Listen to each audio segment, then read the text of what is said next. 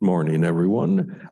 We are here Monday morning, 13th of February, and we have our regularly scheduled Monday morning business meeting.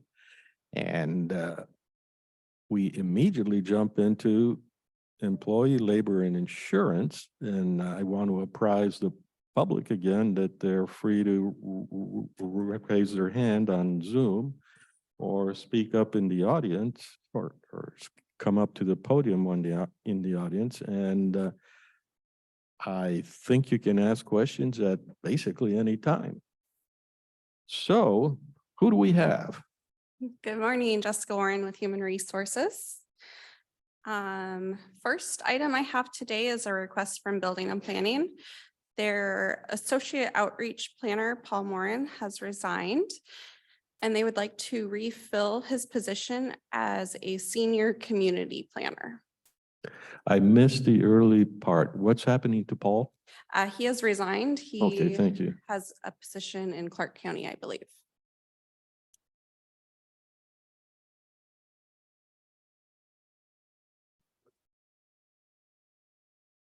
Educate me on what that position does. I'll bring the expert up. Okay. That's no expert. No expert. Good morning, Commissioners. Tracy Jackson, Building and Planning Director. This position does a lot of subdivisions, large lot subdivisions, short plats. That's where our need is right now in getting the current permitting applications, the planning clearances out. So it would be a senior level is what I feel that we need down there. The assistant and associate level, sometimes we've gotten, when we've advertised, we get the ones fresh out of school, no training, which is fantastic, but we have plentiful of that in the department. I need the upper level to get the permitting out. That's where our backlog is. And that's where the, besides the current need, that's the bread and butter of the county. When people have large pieces of parcels and they divide them up, then they become buildable lots and then they apply for the building permit. So it continually creates housing in our community. This is a senior position? Yes.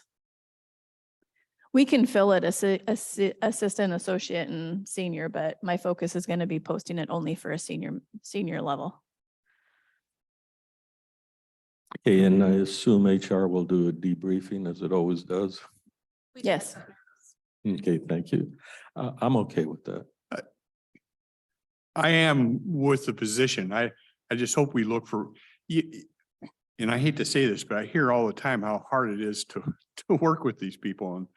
And so hopefully we take that into account. We're looking for people that don't mind, that are able to work with the public. I mean, I just have to express that because I just hear it too often. I appreciate that comment, and that is my utmost focus in the department is customer service and feedback from the employees on the applications to the customer. So we're working on that. Okay. Yep. Thank you. And I know that is your focus, and we certainly appreciate that. It's about time. Trying. All right, next item comes from IT. Jordan Cole was promoted to the network analyst position. So IT is requesting to fill his position of IT specialist, his tech position.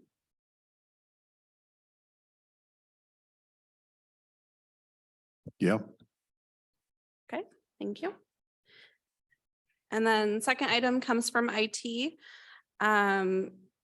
Kim would like to change the title and job description duties of the IT operations manager and retitle it to IT deputy director. No change in pay. It would still be salary grade 580. We have an individual in mind? Sorry, what was that? Oh, okay.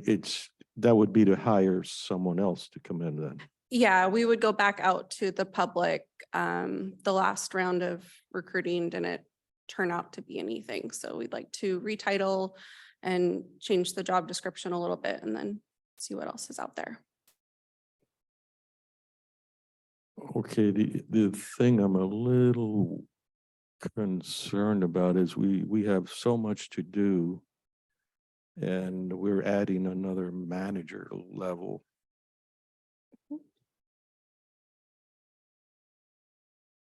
Gee, hi. So the backstory is that the board approved to fill Randy Webster's position. And since he had left, we have had it posted and just the applicants that we're getting aren't Whose position you said? Randy Webster, who left the county back in March of 2022. And so Okay. the applicants that we've been receiving haven't either been qualified or they accept employment elsewhere.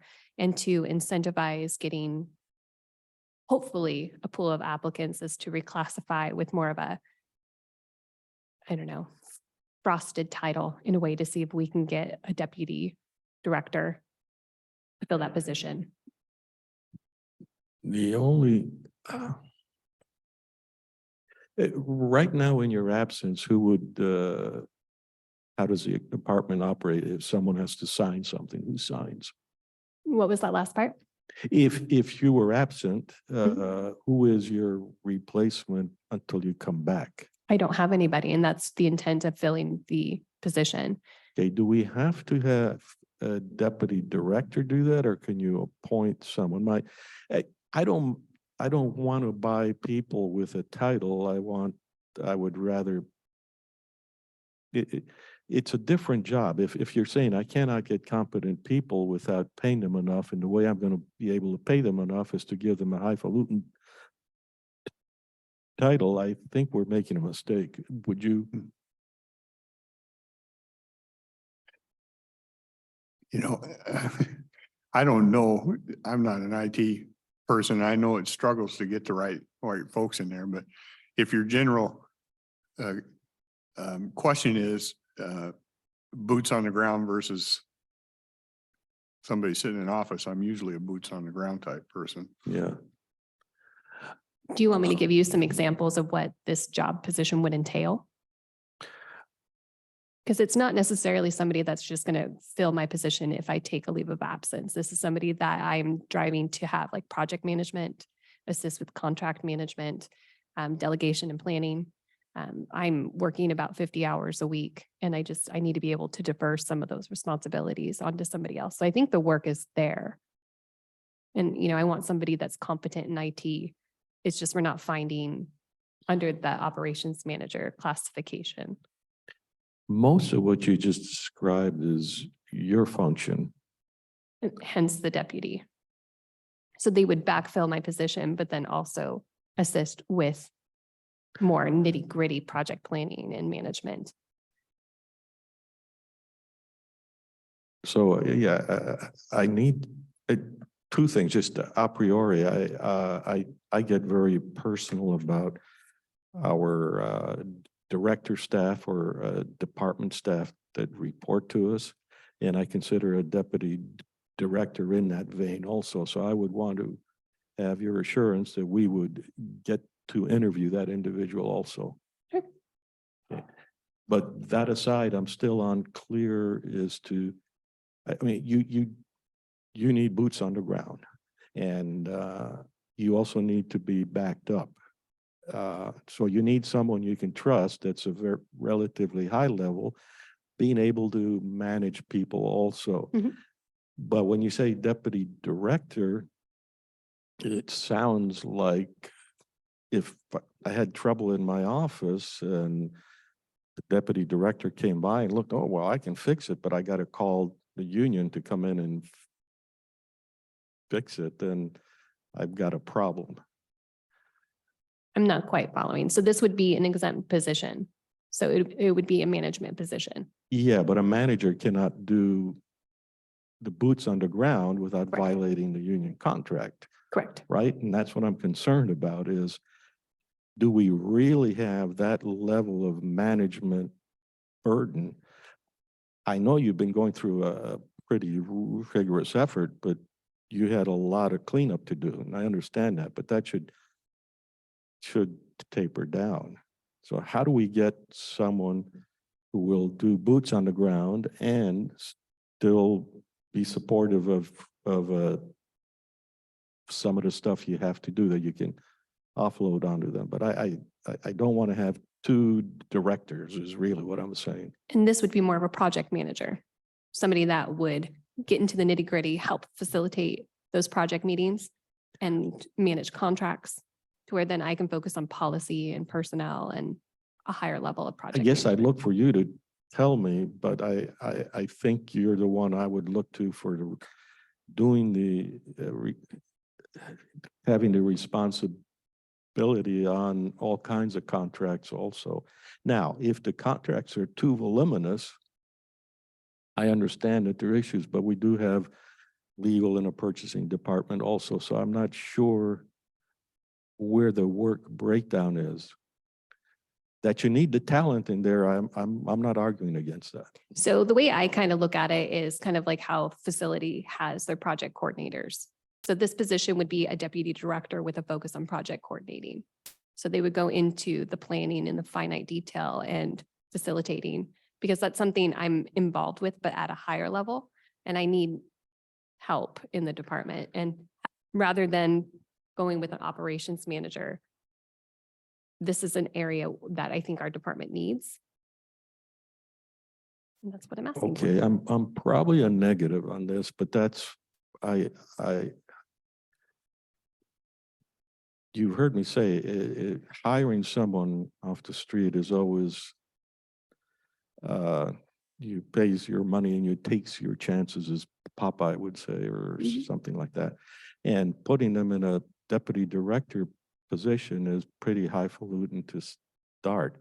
There are people out there, I just don't know that in the price range we can afford, you can get those people even with the title. And I would So- agree with that because that's what we've been dealing with almost So for a if you year.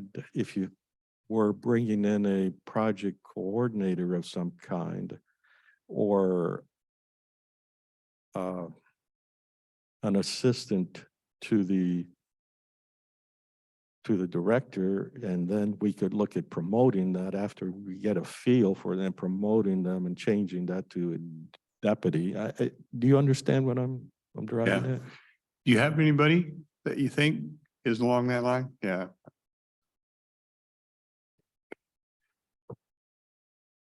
I understand what you're saying, Aaron.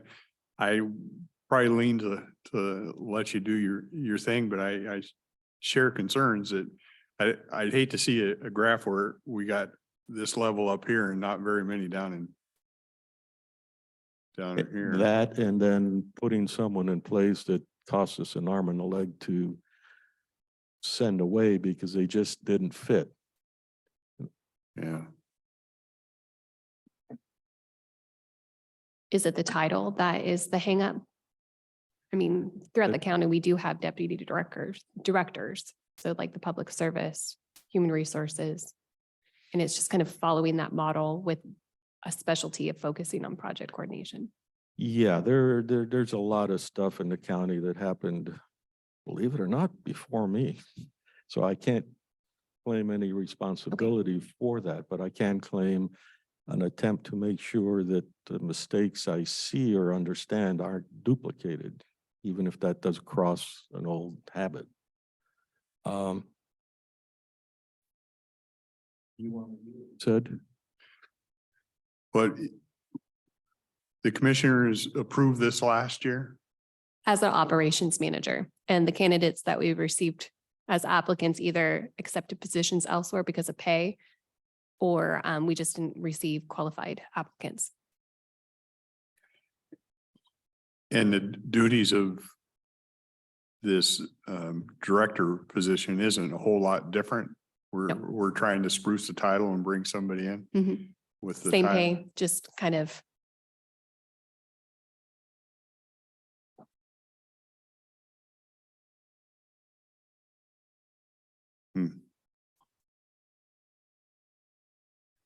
I hate giving out the titles. You are inclined to go ahead with it?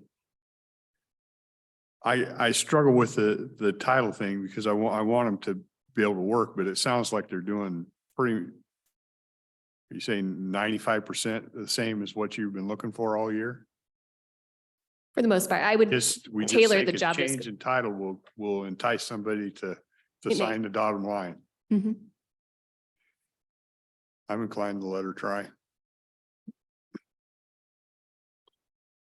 Are we doing rock, paper, scissors? I'll go along with that. You heard my concerns. If they're not honored, I will probably be screaming and yelling or something. I appreciate the opportunity. Like I said, this has been a position that's been advertised and posted for almost a year and we're Remember Needing the old adage, once you got the answer you want. okay. I'll take the hint. Thank you. Thank you. Next item I have comes from Public Works. We would like to request to start the summer help program again this year. Last year it was posted at from $16 an hour to $18 an hour. And we'd like to request that it increase to $17 an hour to $19 an hour. And I know Savannah and Tracy are both on. If you have any questions regarding the program.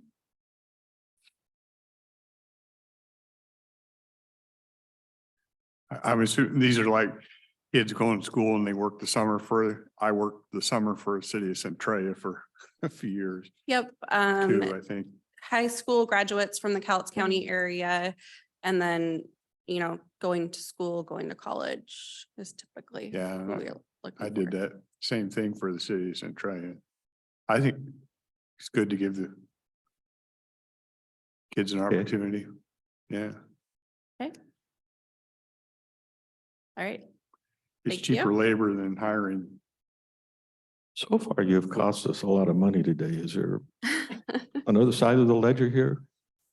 My next item doesn't cost any money. I don't know, Savannah, Tracy, did you have anything to add about the summer help program? Okay. And then Were you saying something, Tracy? She asked if I had anything to add, and I don't think so. I just think with the raise of the minimum wage to $15.74, we just thought it would have a little more of an incentive raising it to the $17 an hour. Yeah, the only thing that crosses my mind actually is one where it's almost hard to say in a public arena, which is I look at the summer help as a place for training. Mhm. And that's a burden on you, the department. I would be happy if in the training they got respect for the job, respect for the county, just all overall, they got to understand much more of the world than they came in with. And in which case, I'm a happy camper. Right. And that may not be typical what you find with other circumstances, but I have a lot of confidence in the public works department. So you're okay with that, you said, right? Yeah. Yeah, and in terms of the dollars, I'd rather see a good thinking, adventuresome individual at Public Works than over at some other. I was going to mention a name, but I won't. I'll just get into trouble. All right, thank you. last item I have also comes from Public Works. Last year, probably about 6 months ago, we had workshopped an idea of providing an alternative for their ASE mechanics to receive the higher pay classification by completing a county developed training program versus the ASE certification. We've worked with the union and we've come to an agreement with the union. So I have an MOU that has been signed by the union for this certification training program that I plan on putting on the consent agenda for next week. But I wanted to bring it back to your attention because it's been a while since we've talked about it. I like your style. I appreciate that a lot. I can give a little bit of some background information too, especially for Commissioner Dahl, who wasn't here. Currently, our pay structure includes an ASC certification for both I'll call them passenger vehicles and then heavy equipment. Depending upon the certification that a mechanic receives, they get the higher pay grade that's associated with it. Over the years, we've found that the ASC training really isn't applicable to the vehicles that we're servicing. We're finding they're really far off from where we would like to be. So we thought in conjunction with the union that it would be a great opportunity to create our own training program that is specific to the vehicles that we service. A lot of the ASC stuff, especially on the dealer side, we don't do in-house. You know, for these complex systems, we actually send them out to ensure that they're done per dealer specs. So anyways, we're just coming back around. We actually found that it would be more helpful to our staff and us as a management team to be able to run our own training program that's tied to their current pay scales.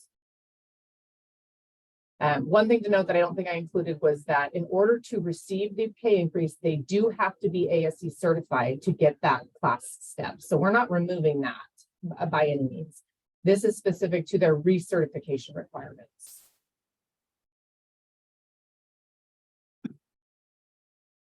So their initial certification is through ASC, and then we'll have an in-house program that will just recertify and make sure they stay up to date. Correct. And I'm assuming there'll be documentation and Yes. steps and stuff. So it's not just well, you did it. Yeah. Right. We would, our plan and what we have in place currently that we haven't started yet is to every year we actually reevaluate the training programs, our equipment needs. So we do change equipment brands every now and again, depending on, supply, demand, and budget. But so that would change with our training program, which would be controlled by actually the supervisor there with union input, staff input. Yearly. And the training can be handled by staff that we already have? Yes. Okay. Yes. Yeah. All right. That's all I got. Thank you, Thank you. commissioners.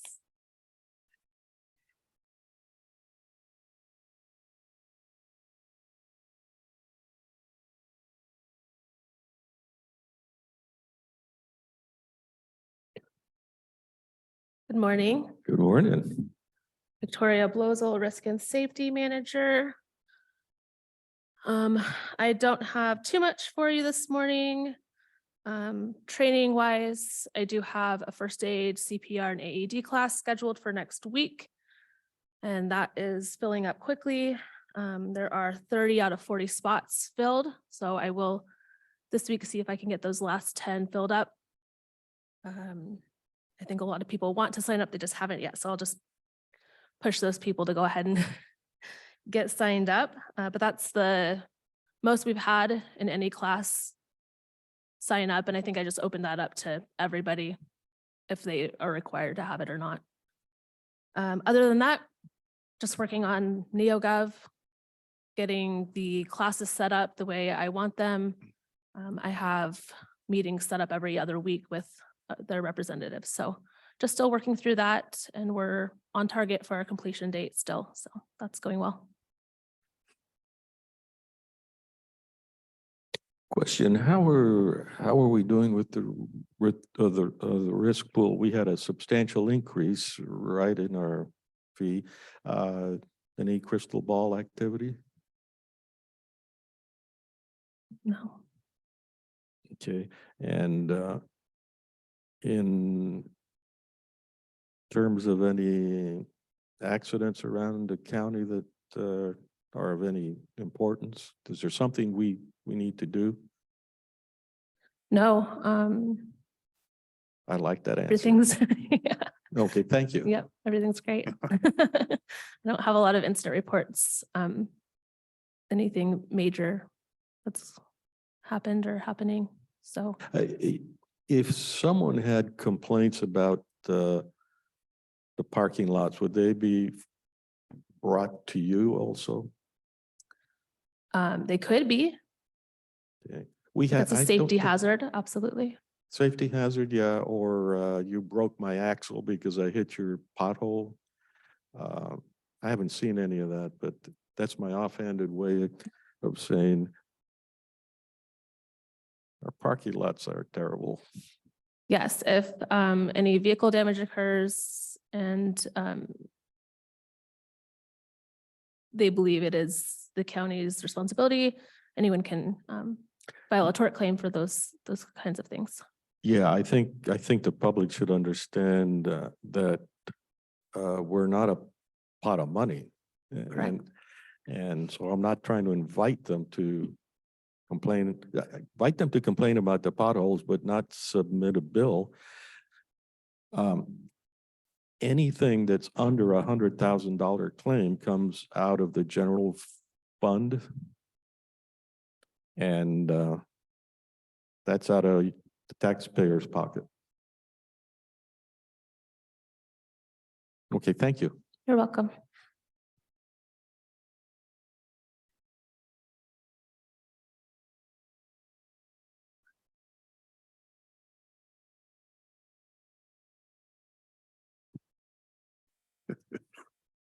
Back. So I'm just gonna give the board an update. The Blake reimbursement for fourth quarter, October through December was $8,978. So we're still maintaining about the $7,000 or $8,000 mark, but it's very little.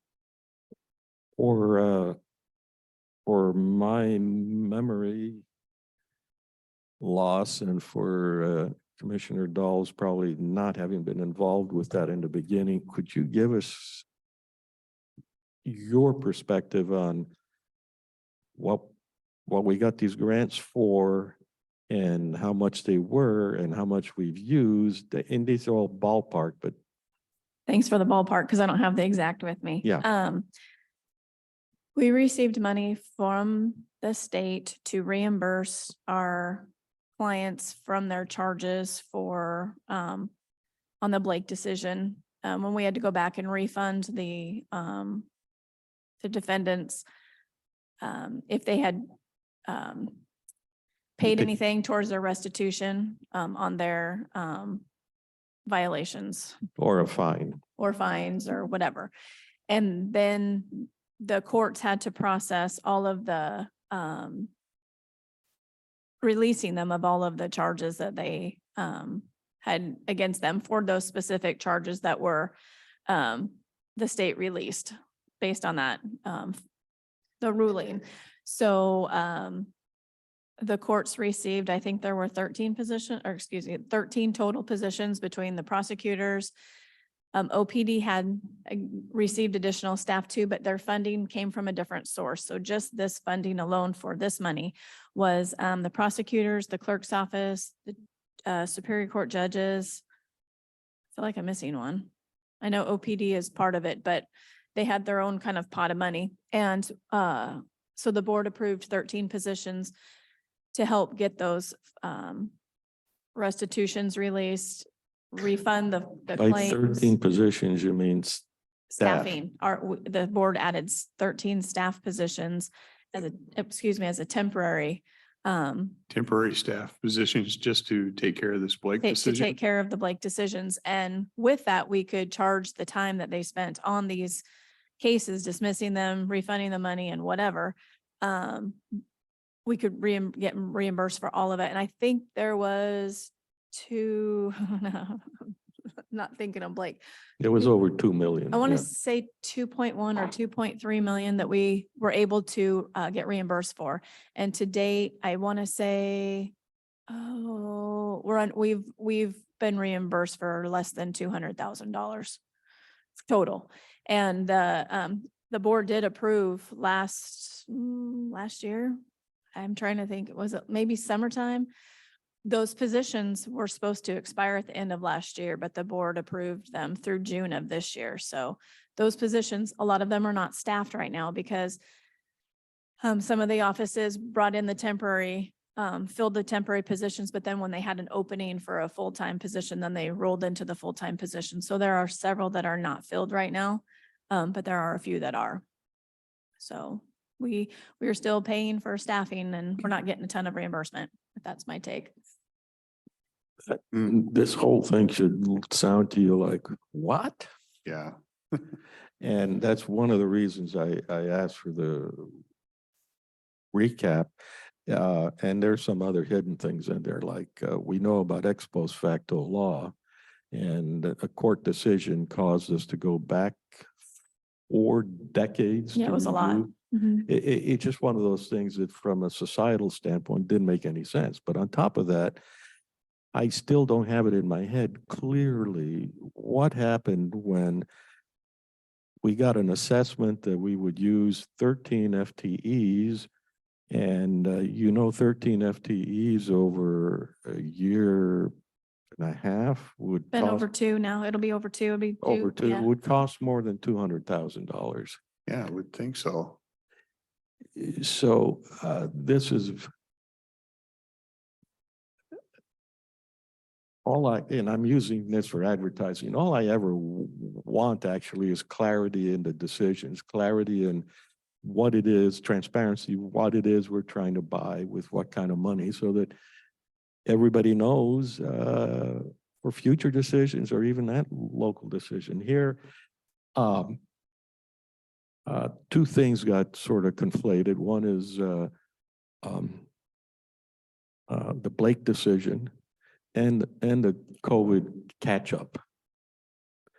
And I don't know if you mentioned the clerk,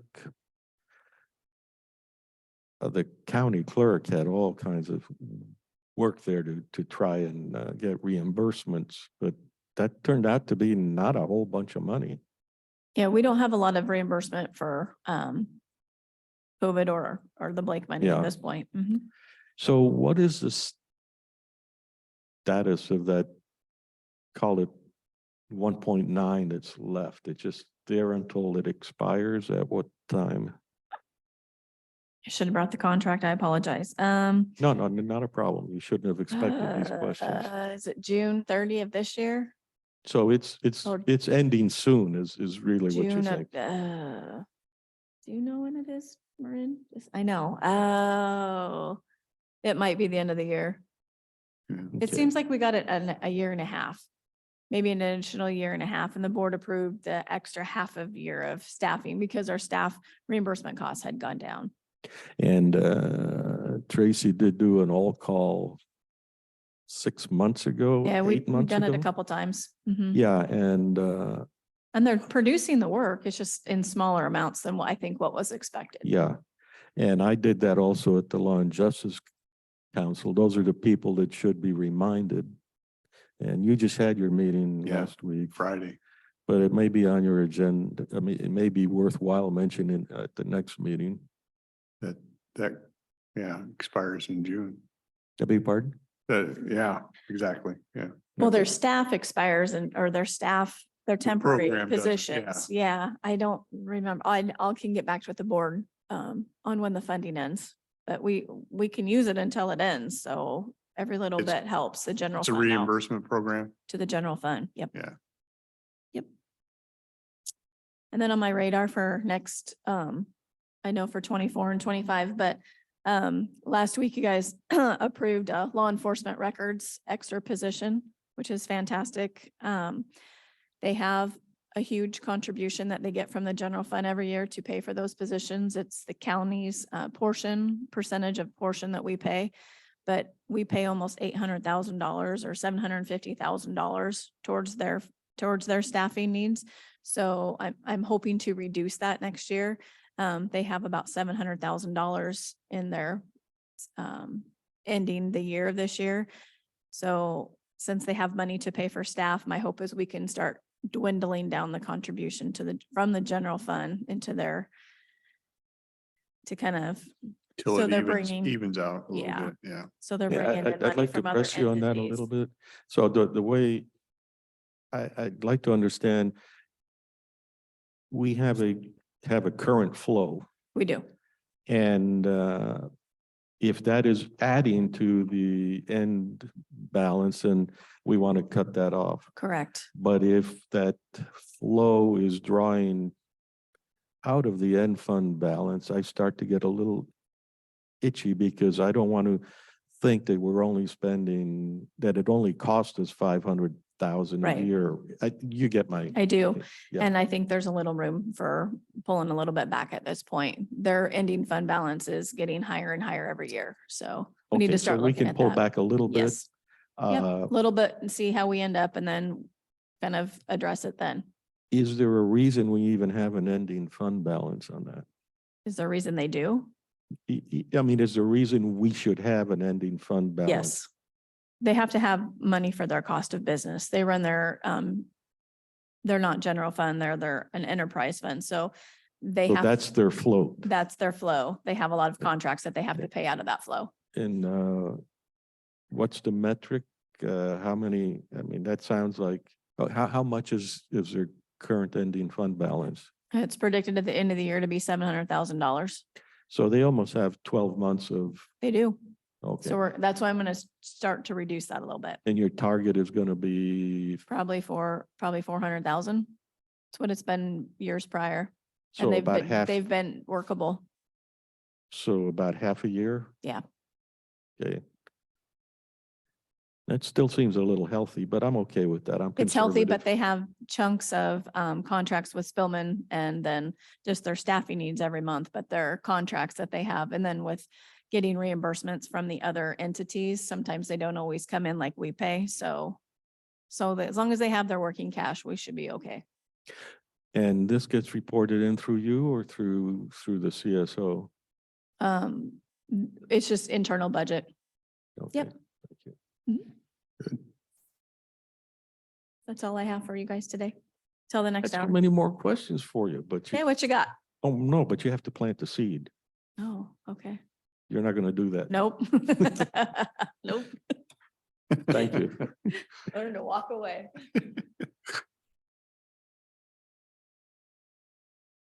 Right. Corrections, it is you, yeah.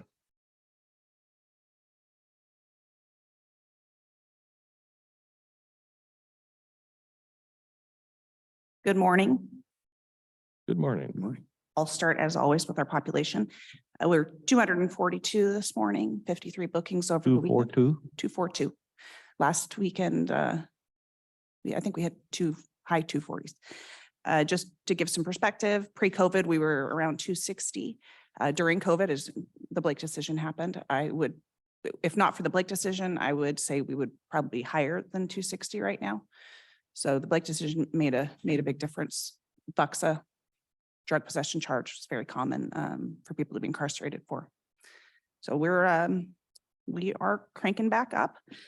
There is a bill that passed the Senate that would make drug possession a gross misdemeanor. I think that could definitely impact our population pretty significantly. With our increased population, we were having lots and lots of fights, so many fights. That's just the nature of our facility and those tight quarters, and you get more people in there and it's happening. And the people that are left in jail are higher for higher crimes. So they're more serious criminals than we used to have. Our population is about 40% medium or maximum security, which is significantly different than it used to be. Is that a departure from what you recall like 3 years ago? Yes. Yeah. The makeup of our population has changed pretty dramatically. Let's see what else. Autopsy results came in. We had the death at the end of July, the in custody death. It was a young man who'd been in custody for about 3 hours and he passed away. Autopsy results came in. I had asked the board for an extension. We're required to do an unexpected fatality review. There's a law that was passed that we're required to do that. I got these on and they don't seem to be helping as much. Do I need to talk louder? Get closer? Is that Get better? closer and more Less fast? association. Don't talk so fast. Sure. So we had a death in the end of July. A young man was in custody for 3 hours, passed away. We were awaiting autopsy results because of toxicology. So the results came in. It was a fentanyl toxicity that was the cause of death. So we will now be working on the unexpected fatality review, and I'll bring that to the board. when You're it's doing done. what? I'm sorry? You're now working on Unexpected fatality review. We're required by law to do those now. how, refresh my memory. When did the death occur? I believe it was July 28th. Okay. So when that is done, we're working with Doug Jensen on that. There are some parameters around how that has to look, and we'll bring that to the board when it's complete.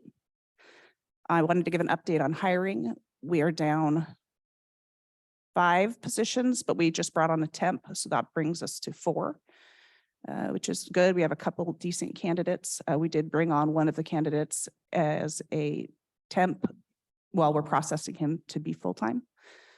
And our officers are required to go to a 10-week academy at the Criminal Justice Training Center in Burien. There are 4 classes a year. They run them, 10 weeks, and then the next one starts. They're all full except for the final one this year. So even if we were to have all of these people hired, we won't have everybody through the academy until probably the end of 24. But Wow. not a lot we can do about that. We train them and they work prior to going to the academy, which is different than the road. So but it's just unfortunate and something we don't have a lot of control over. And that is all I have to report unless there are questions. I still hear, and I have no idea what is correct or not, but that the jail has refused taking some people in. That's nothing you know about? That is not true. I do know about that, and that is not true. Well, that's what I mean. Yeah. You don't know that if they are being refused, somebody's keeping a secret from you. Or law enforcement may choose not to bring them to the jail. We are not refusing the bookings. We're taking all new citations. We're taking, as I previously reported, we're not taking driving with a suspended license. Other than that, we're taking everything. So it's possible if I call you and say I'm an officer on the street and I grab somebody doing something, not an F maybe, but something like that. And I call you up and you say, if the answer I receive from the jail is don't bring him in, do you record that? The call? In the past, I know officers that I trust would say, I called to see if they would take this person, and I was told, no, they would not. And then I'm asking, does that call and the specifics of that call get recorded? By recorded, I mean in a logbook? No, Okay. no. But, I meet with the chiefs now monthly on the booking restrictions, and there really aren't any. So other Right. than the I suspended thought you license. had no booking restriction. I mean, none that seemed sensible. No, Are there any booking restrictions? just the suspended license. Driving Yeah, with a just- suspended license, we don't take on those. And currently it's if they have 2 misdemeanor warrants, 2 or more. So that'd probably be the next step to just make it any misdemeanor warrant. They don't have to have 2, but we Okay. accept on a lot of those anyway, really. But agencies choose not to book. I mean, they cite and release frequently by their own decision Yeah. because they have to pay for all those bookings. So That was along the questions of mine too, because when I had a chance to ride with Sergeant McNeil, he was chatting with a man, and he had, and I could hear on the radio while he was out there, talking, and he had a warrant or 2 warrants or whatever out of Lewis County, but Lewis County wouldn't take them. So I don't know if that's just was the police officers knowing what they're gonna take, because I don't know that they called over to the jail that quick, do they? Didn't say, will you take this one or not? well, if it's an out-of-county warrant, it's up to the county of origin. Yeah, So Lewis County would decide whether they want that person. Yeah, what I didn't know arrested. is he's talking on the radio, and he says, and so we just know, somebody knows that Lewis County won't take that. They didn't actually call Lewis County Jail probably in that short period of time. Right. No, Yeah. sometimes dispatch often is who will call the jail. Oh, I got you. Right. Okay. So then that was my question is there must be some things that we don't take, and you're saying suspended license, we don't Mhm. take, and maybe some minor stuff. Right. But we had people booked over the weekend for illegal possession of a shopping cart. I mean, glue sniffing, we're taking it. I would almost guarantee we're one of the few jails in the state that will take all the way down to glue sniffing and shopping carts, but it's working. We're making it work. If, in that example, if they do not have a warrant in Cowlitz, but they do in Lewis, but they're apprehended in Cowlitz, do you take that and hold them in the jail until something's figured out, whether they're gonna go back or not? Yes, yeah. Especially on felonies, but misdemeanors typically, a lot of counties wouldn't want them booked in another jail for transport. In that case, you would expect Lewis County to come in their van to pick the person up at some point? Right, we do transport 3 days a week. So we go to Lewis goes to us. I mean, so that's how people get through the state. So depends on the day. We're not their transport. We both have transports. You Correct. just play it however it plays out. Yep. Okay.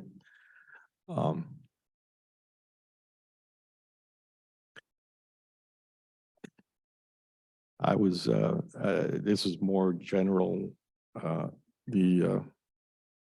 it's, I think the inescapable conclusion is that we can't do anything mechanically about the court system. I mean, the Hall of Justice being a problem. So I think we're facing having to build our own courthouse. Mhm. And a number rolling around my head from, I think, one of the courthouses built up north. And it was more than just a courthouse, but it was like 200 million. And of course, that's astronomical, but I just ran a very sloppy computation that says if we had a 25-year bond for $200 million, we'd be paying a minimum of $1 million a month just to have that. I asked Commissioner Dahl and he says he'll chip in, but he doesn't think he can handle that. Yeah. Anyhow, I just for interest, because I know you and I are really interested and we've got to do something, and just it ties into the jail eventually. Right, yeah. I don't know if we're any closer to replacing the Hall of Justice than we were when I was appointed to this position. Oh, yeah. Well, It's been it's really clear if you argue that the Hall of Justice is not satisfactory, and I think that's a valid argument. You could start arguing that what you have for a jail was for times that are no longer here. So your jail built today would be very different. Right. So we have a lot of structural problems. Yeah. Maybe that 200 million includes the jail, and I don't know, how much did this jail cost us? Do you remember? 13 million, maybe? It was low. They did it. It was what? It was low? It was low, yeah, 13 million, I believe, around that. I could Yeah, remember how for long sure. ago was that? It opened in July of 2006, Okay, so but it was done very on the cheap. 10, so yeah, okay. That 13 would probably be more like 3 times that now. Right, Other things being equal, but I don't think other things are equal. right. Yeah. It was built. But some of what we struggle with is because of the way it was built and Oh, yeah. well, the numbers that history of it. they cut, value engineered us into Yeah. a corner. But it is what it is. We could sell it to McMinimans and they could rent rooms out. Maybe it doesn't quite have the charm some of their places have. Might get some takers. Yeah, I know. I bet you there is a marketability there, but anyhow, Right. thank you. Yep.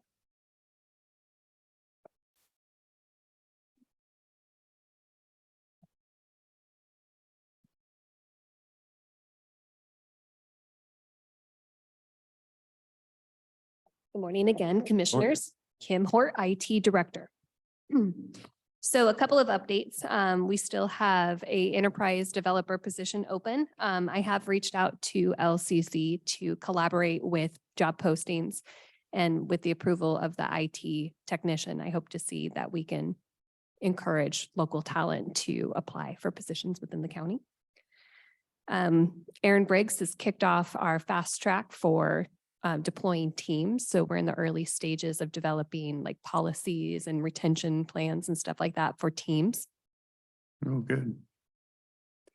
Again, that's kind of leveraging our enterprise licensing and kind of getting the best bang for our buck that we moved to the Office 365. We completed our first ever countywide training program, and it was well received. For the most part, there was some confusion on how it got deployed, and that was my human error where there was a little bit of miscommunication, but overall, I had good feedback in regards to the training program to keep people apprised of cybersecurity. The next big thing is on the agenda tomorrow. I have a contract with CHR Creative. It is a month-to-month contract. So the intention of this contract is a reflection of a data center health assessment that we had. It was partially paid for by grant funding through Department of Emergency Management. And with staffing, I don't have the skill set. So this is a contract for boots on the ground that would address our virtualization environment. So our data center, virtual servers, along with backups and disaster recovery planning. So do you have any questions in regards to that contract? Go ahead. I don't- I know you've had a very difficult time and still are having a difficult time trying to bring staff in that would address some of these issues. So the 10,000 a month contract is approximately what you might have to pay for a person of that caliber as a full-time engineer. Yes, and really it's kind of two positions is how I look at it. This is somebody that will cover the data center. So again, the virtualization, we're not leveraging it. We pay for essentially like a Cadillac, and I want to make sure we use it like a Cadillac. So this would help optimize and identify where we need to put our money for future growth. If that makes sense. Yeah, and in addition, I assume this company, CHR, has various expertises within their Yes. employees. So you're not hiring one individual with one individual's expertise, but blindness is also, you're actually hiring a panel of capabilities. Correct. Okay. And that makes a lot of sense to me. And we're not bound for, does that, the terms of the contract we can explore tomorrow. We might have to repeat this a little bit because of That's fine. the public will want to understand that.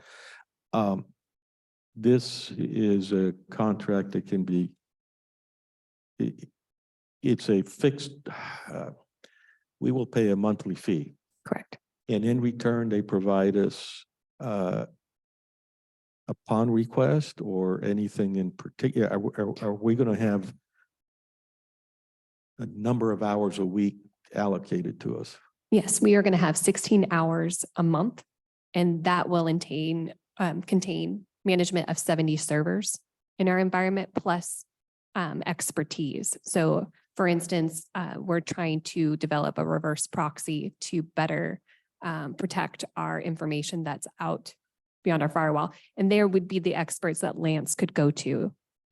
So it's also for additional things, but the primary deliverable that they will have for us is managing 70 servers on our data center and then disaster recovery You planning said 16 hours a month? of consulting and such. Okay, if I do the arithmetic out there, that's about what, $650 a month No, that's per hour? so it's broken out into multiple categories. So they'll be monitoring our environment, managing 70 servers, and then they would have 16 hours of consulting on top of it. Okay, So so we're, it's three-pronged. So the maintenance and the monitor is all month long, and then they're giving you 16 hours of consulting to work on. Correct. So Okay. that can address things like the assessor's or auditor's office is moving from an Oracle database to a SQL database, and they can help build out servers that are required for that. So they can tailor to projects that come on a monthly basis.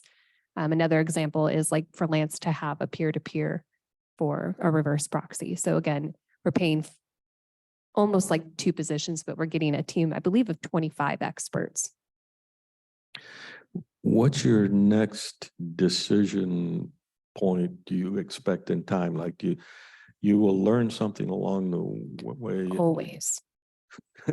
And you're thinking that in 3 days, 3 months, 3 years, you wouldn't need this contract? It's dependent on what we discover. And so originally, when they proposed this contract, they wanted to lock me into a 3-year. So I'm rather proud that I got it down to a month to month, with the understanding that we have to give like a 60-day notification.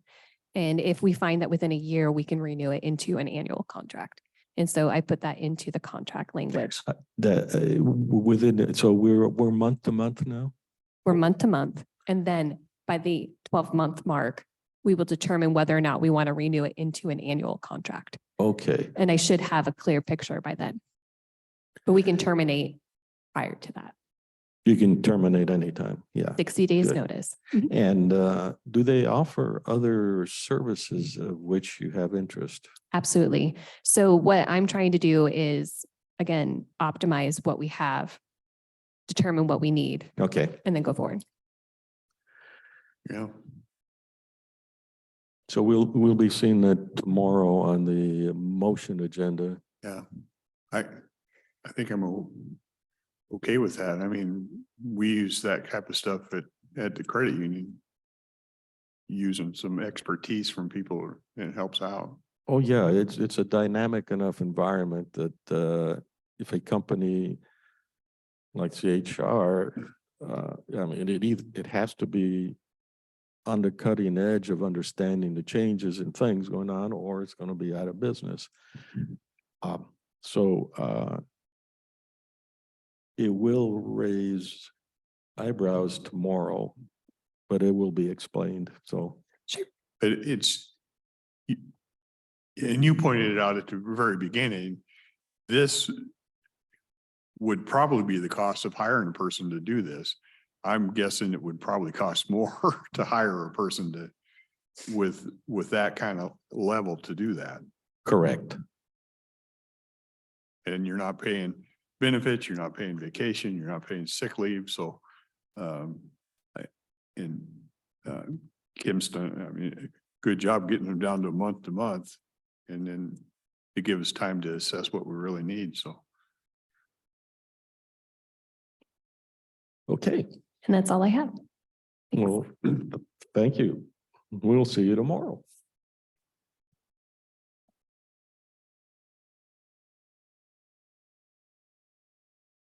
Ooh, miscellaneous, I don't have anything offhand. I should have been checking for hands. I don't see. I haven't been. That's my bad. Hello. None showing. Q&A.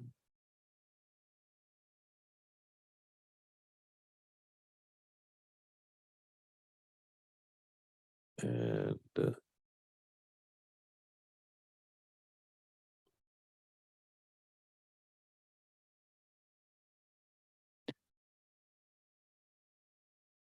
also, we've got a challenge on transparency. I don't know how I can be more transparent, but that's okay. And on the chat.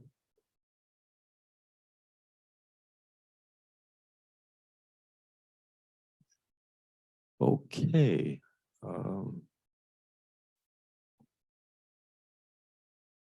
Kelly or Rick, any miscellaneous? Don't right at this moment, no. Well, we have about a minute till we start on the next part of the meeting. No executive session, right? Thank you.